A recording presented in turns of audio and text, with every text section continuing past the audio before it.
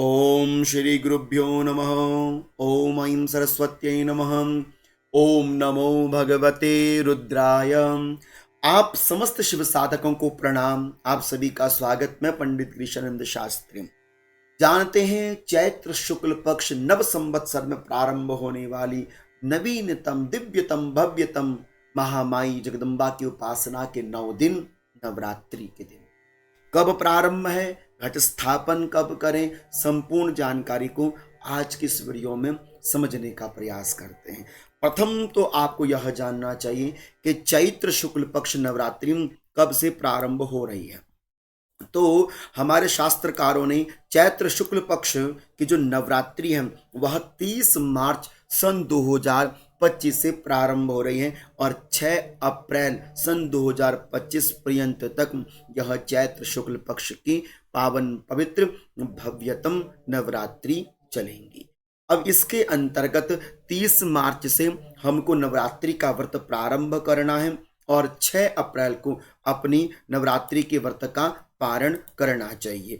अब दूसरी जानकारी हम यह करते हैं कि हमको घट स्थापन कब करना चाहिए। रविवार से नवरात्रि प्रारंभ हो रही है 30 मार्च।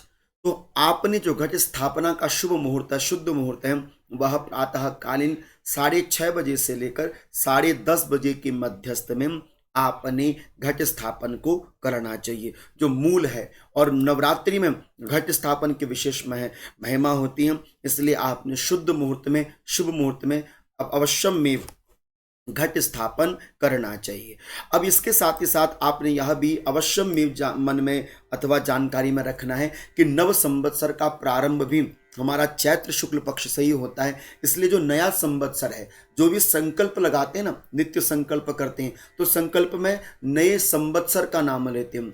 तो जो नवीनतम संवत्सर है उसका नाम है सिद्धार्थी संवत्सर। इस वर्ष के जो राजा हैं वह सूर्य है और मंत्र भी सूर्य है और सिद्धार्थी नामक संवत्सर है, यह 53वां संवत्सर मानना चाहिए।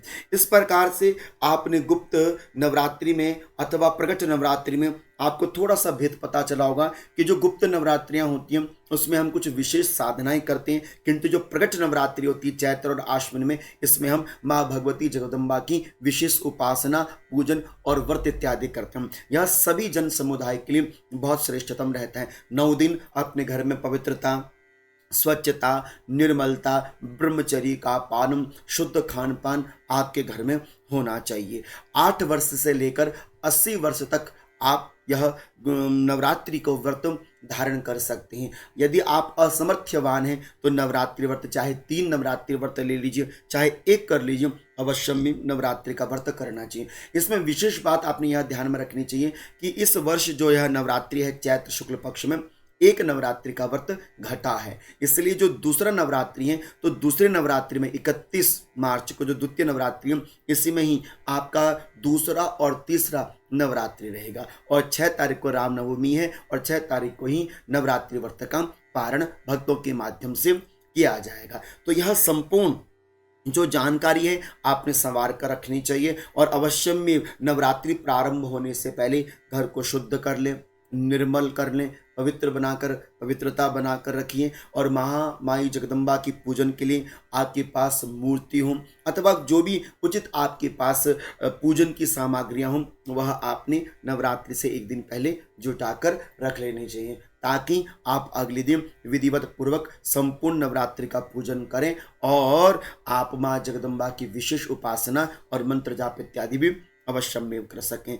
आपने जो नवरात्रि की पूजन सामग्री है वह मध्याह्न काल के बाद अर्थात 2-3 बजे के बाद आपने नवरात्रि पूजन की सामग्री लेनी चाहिए, क्योंकि उससे एक दिन पूर्व अमावस्या का प्रभाव रहता है। इसलिए जब तक पितरों को जल ना दिया जाए, जब तक पितरों का पूजन ना कर लिया जाए, तब तक नवरात्रि की सामग्री नहीं लेनी चाहिए।